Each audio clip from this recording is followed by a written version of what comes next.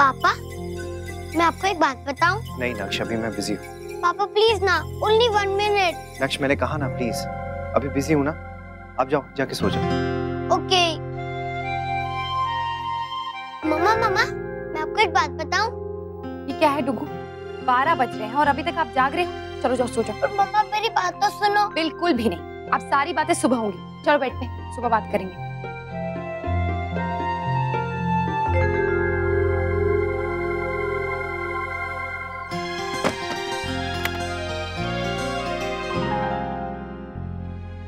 आप जानते हैं नैतिक, आप परेशान होते हैं तो मैं भी परेशान हो जाती हूँ। मेरे लिए ऐसे बहुत मुश्किल हो जाएगा नैतिक। यहाँ आप ऐसे हैं, वहाँ छोटी माँ परेशान है, और फिर नमन और मुस्कान, उनका तो फिर भी समझ में आता है, पर आप तो मेरा थोड़ा सा साथ दीजिए ना नैतिक। और देखिए, ये सिर्फ 2-3 दिन की ही तो बात है, फिर सब पहले जैसा हो जाएगा। और अगर हम चाहें तो ये 2-3 दिन भी पहले जैसे ही रह सकते हैं। नैतिक, आप उनके बारे में सोचिए जो इस बात से सीधे सीधे जुड़े हुए हैं। वो भी तो सबके सामने नॉर्मल दिखने की, नॉर्मल बात करने की कोशिश कर रहे हैं। फिर हम क्यों नहीं हालात को स्वीकार कर पा रहे हैं? नैतिक, सिक्के के दोनों साइड्स पे शर्त नहीं लगाई जा सकती है, किसी एक साइड को चुनना ही पड़ता है ना? आप ना ही खुद छोटी माँ को माँ स्वीकार करने को तैयार हैं, और ना ही इस हक में है कि उनके बच्चे उनके साथ रहें। आप सोचिए नैतिक, क्या ये सही है? मुझे समझ में नहीं आ रहा कि सही क्या है और गलत क्या है। एक अजीब सी बेचैनी है मन में। अगर देखा जाए तो इस बात का मुझ पर इतना असर होना नहीं चाहिए जितना कि हो रहा है, लेकिन ये मेरे बस में नहीं। मैं समझती हूँ नैतिक, बहुत बार ऐसा होता है।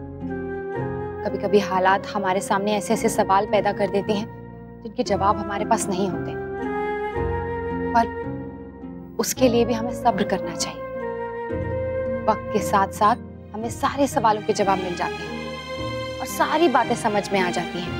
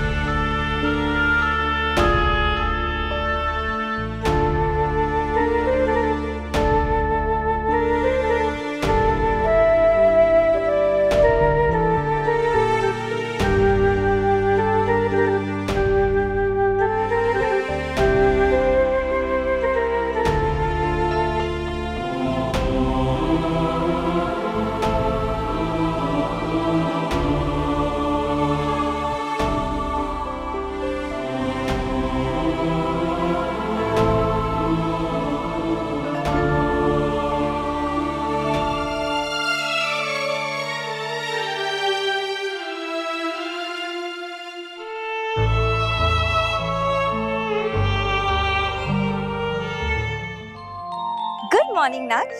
Good morning.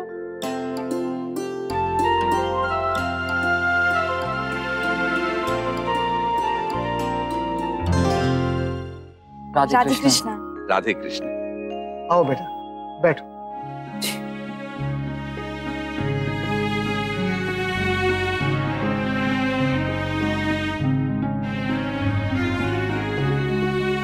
चाय पियोगे? जी।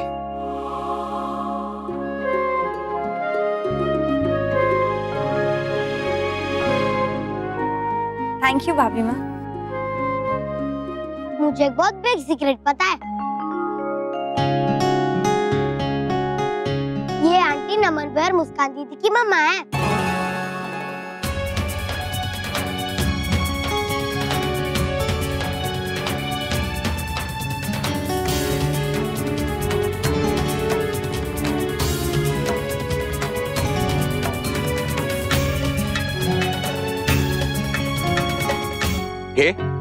जे के कह रहा है लल्ला राजबन्ना, तन्ने सुना के कहा इसने? सारे को पता था, नंदिनी की माँ सारे को भी पता था, तुम्हारे को किसी ने क्यों ना बताया? मैंने तो बताया था, आपको याद नहीं?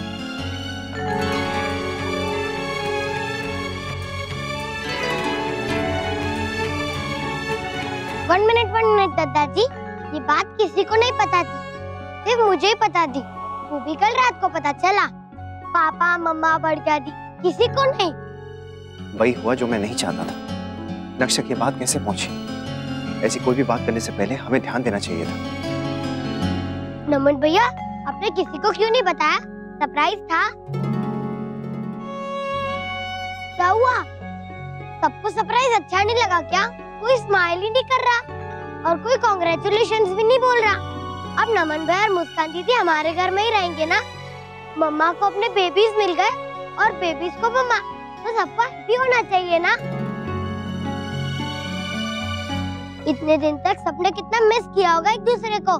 अच्छा मैं ही बोल देता हूँ सबकी तरफ से, कांग्रेचुलेशंस नमन भैया और मुस्कान दीदी। लल्ला, तू इतना ना बुला कर, चुप रहा कर। जब थारी सलाह की जरूरत होगी तो हम मांग लेंगे। ये बड़े लोग इतना अजीब क्यों होते हैं? मैं देखती हूँ। हेलो। हाँ हाँ हाँ, बोल बेटा। हाँ हाँ ठीक है बेटा। रश्मि नंदिनी आ रहे हैं और साथ में रुक्मिणी बहन भी आ रही है। रुक्मिणी आंटी?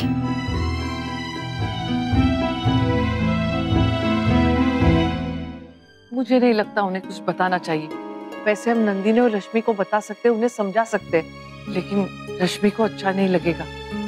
हम सब जानते हैं शादी के समय भी वो इतनी खुश नहीं थी, लेकिन इन्हें बता दिया तो यहाँ बैठे बैठे 10 लोगों तक बात पहुंचा देगी और शाम तक तो पूरे शहर में बात फैल जाएगी और ऊपर से हमें सुनाएगी वो अलग। भाभी माँ, हमें तो एक बार सुना के चली जाएंगी, लेकिन नंदिनी बिटिया, उसे तो हर रोज सुनना होगा।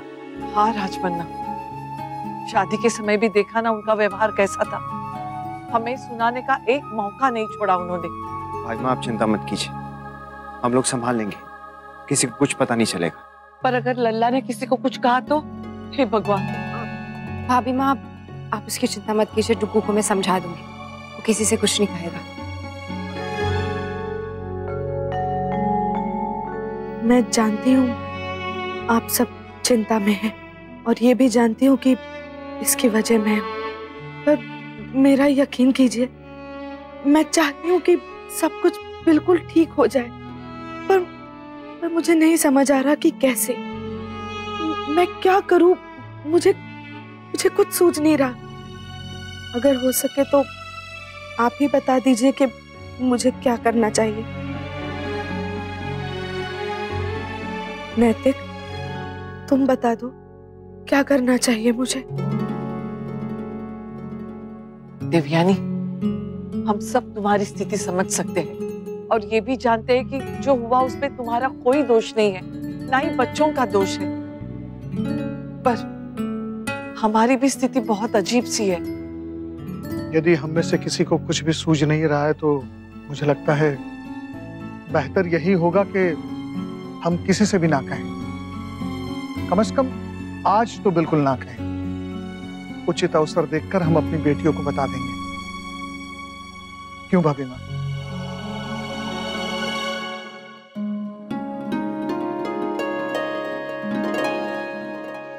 क्या बात है अनन्या, बार बार घड़ी क्यों देख रही हो? कहीं बाहर जाना है तुम्हें? टीवी टाइम देख रही हूँ छोटी दादी। अनन्या, अब तुम मुझे और परेशान मत करो। देखना बंद किया है तो अब उसके बारे में सोच रही हो। बेटा, तुझे भी थोड़ा सब्र से काम लेना होगा। कोई भी आदत इतनी आसानी से नहीं छूटती, जबकि वो पक चुकी हो। हमें धीरे धीरे उस आदत को छुड़ाना होगा। वर्षा बेटा, अक्षरा से बात हुई? नहीं माँ, मेरी अक्षरा से बात नहीं हो पाई।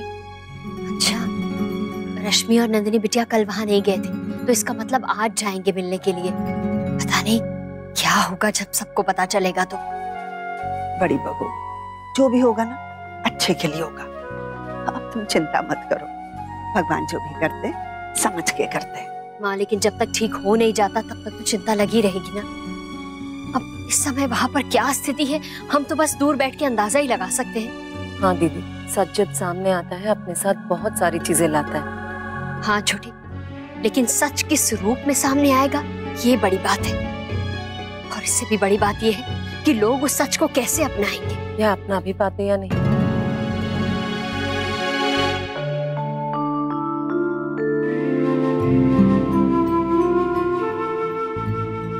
बहुत डर गई थी दादा। सच में नैतिक, मन कर रहा था बस उड़ के आ जाए तुम्हारे पास। पता नहीं सारी परेशानियां हमारे परिवार पे क्यों आती हैं। क्योंकि भगवान जी जानते हैं कि हम उसे झेल सकते हैं। सच में तुम्हारी भाभी ना शायद उनकी फेवरेट है, तभी बार बार उन्हीं का इम्तिहान लेते हैं। और हर बार पास भी होती है वो तुम्हारे। सच में अक्षरा, बहुत हिम्मत वाली हो तुम। हाँ अक्षरा, तुमने अपने पति को बचा लिया। सचमुच बहुत हिम्मत वाली हो तुम। आइए ना, अंदर बैठिए। आइए रुक्मिणी बहन। आप लोग प्लीज बैठिए, मुझे और बाबूजी को कुछ काम खत्म करके आते हैं। आइए। आइए। ना, तू मेरे सामान लाया? नहीं। क्यों नहीं लाया? टाइम नहीं मिला। तो फिर लिस्ट क्यों ली थी? वो तो बस ऐसे ही ले ली थी। अच्छा रो मत, मैं लाया हूँ तेरा सामान। ये ले, ये मेरी तरफ से। Thank you. और ये मेरी छोटी सी सिस्टर के लिए, गायू बेबी के लिए। और हमारे लिए क्या लाए ना? मैं अपने ब्रदर सिस्टर को दे रहा हूँ, तो आप अपने ब्रदर सिस्टर से मांगो ना बुआ। लीजिए। बहू, जरा वो थैला दे रुक्मिणी बहन के पर्स। जी। आप ले आए? हाँ रुक्मिणी बहन, आप कुछ मांगे और हम ना लाए, ऐसा हो सकता है? लीजिए। और ये गुड लक के लिए। बहुत बहुत धन्यवाद। रश्मि बेटा, ये तेरे लिए। थैंक यू भाभी माँ। वैसे मुझे आप लोगों से माफी मांगनी थी। आपको लगा होगा कि मेरा दिल बहुत छोटा है, इसलिए मैंने दादाजी को अपने घर में रखने से मना कर दिया। पर बात ऐसी नहीं है। दिल तो बड़ा है लेकिन घर छोटा है। उनको हमारे यहाँ बहुत दिक्कत होती थी और बहू का भी काम बढ़ जाता। कोयल का हमारे यहाँ पहले से आने का प्रोग्राम नहीं होता तो ये दिक्कत ही नहीं आती थी। नहीं रुक्मिणी बहन, ऐसी कोई बात नहीं। आप ये बात अपने दिल से निकाल दीजिए। जी आंटी। देखा बहू, तुम्हारे मैके वाले तो समझ गए, लेकिन तुम ही हो कि समझ नहीं रही हो। ना मोहित और यश को समझाती हो। समदन जी, उस दिन से आपकी बेटी मुझसे नाराज है और पता नहीं उसने यश और मोहित को क्या पट्टी पढ़ाई है। वो दोनों भी मुझसे ठीक से बात ही नहीं करते हैं। नंदिनी बेटा, रुक्मिणी बहन अपनी जगह सही है। किसका फोन बज रहा है? ये किसका फोन है? नमन भैया का।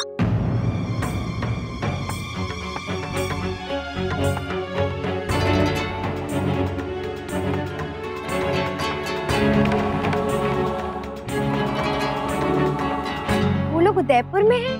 कब आए?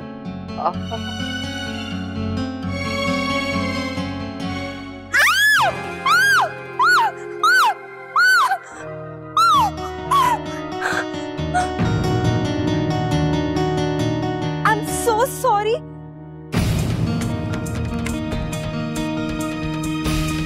You fine?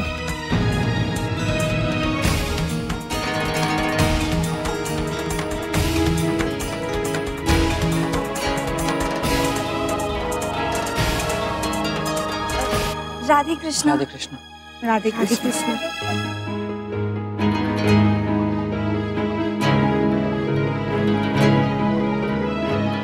ये लोग यही आए हैं कुछ दिन के लिए हमारे साथ रहने। हम बताने ही वाले थे आपको। ये दोनों तो अंशु के दोस्त है ना, फिर वहां क्यों नहीं रुके? कुछ झगड़ा हुआ क्या? नहीं, वो ये नमन है ना, उसका कोई कोर्स है फोटोग्राफी का, तो वो जो जगह है वो यहाँ से नजदीक है और दिन में कभी भी जाना पड़ता है उसे। मतलब सूरज उगने के वक्त, सूरज ढलता है तब, और पता नहीं कब कब। तो हम ही ने कहा कि यही रह जाओ। अक्षरा के मायके के यहाँ से थोड़ा दूर पड़ता है ना, इसलिए। बुआ, मैं आपको बैंकॉक की फोटोज दिखाऊं?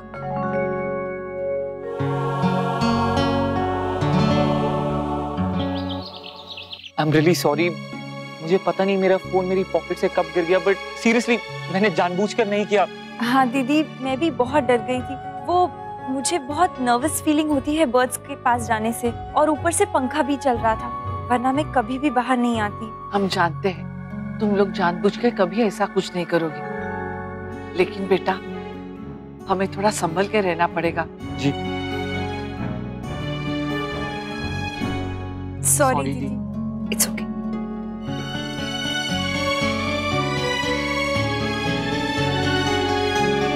भाई मुझे बहुत टेंशन हो रही है।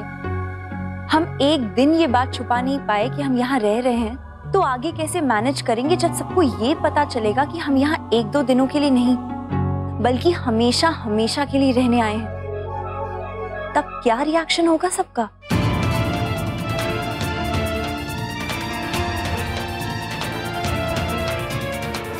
नमन भैया इधर आओ ना, हम उधर जाकर खेलते हैं। चलो ना दीदी आप भी। अच्छा चल।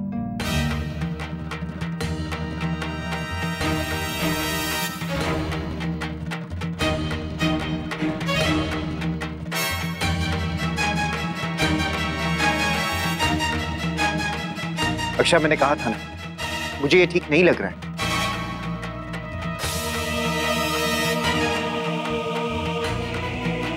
देखा बहू, वही हुआ ना जिसका हमें डर था। अब हम क्या करेंगे बताओ, किस चीज का मुंह बंद करेंगे?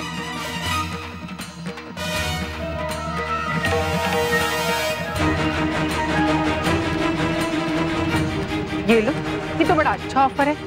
नई नानी के साथ नई मामा और नई मासी भी फ्री। मेरे ये तो भाग ही खुल गए।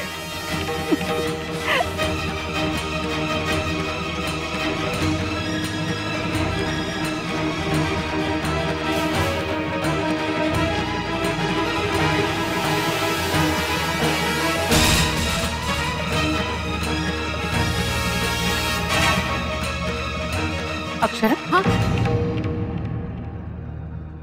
क्या बात है? सब ठीक तो है ना? हाँ ठीक है, सब ठीक है। आपको कुछ चाहिए? नहीं, वो मोबाइल का नेटवर्क वहां पे ठीक से नहीं आ रहा था, इसलिए यहाँ पे आई। जी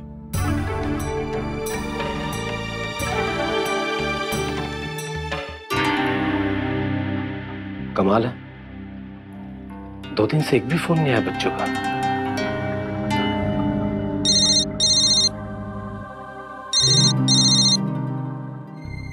काट दिया? नहीं, साइलेंट पे किया। उठाएंगे नहीं? तुम्हें अगर पता चलेगा कि उदयपुर में है तो?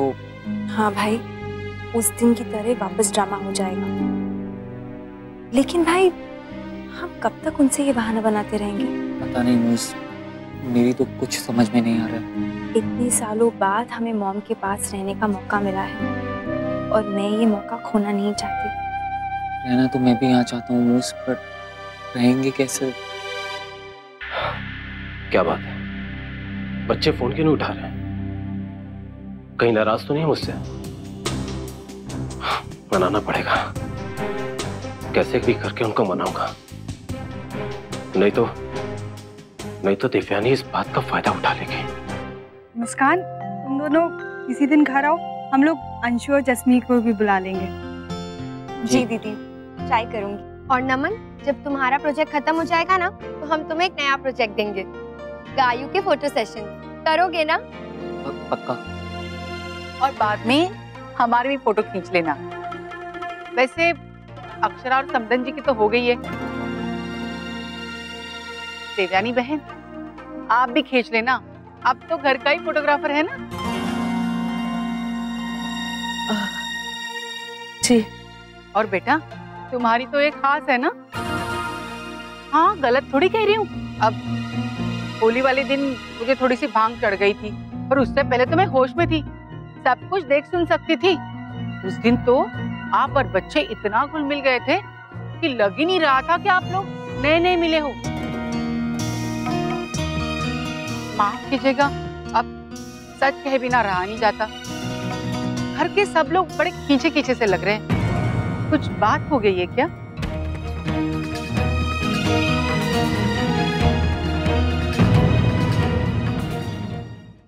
ये रिश्ता क्या कहलाता है, स्टार प्लस के YouTube पेज पर आने के लिए आपका धन्यवाद। अपने फेवरेट शोज देखने के लिए subscribe to Star Plus YouTube page and hit the bell icon.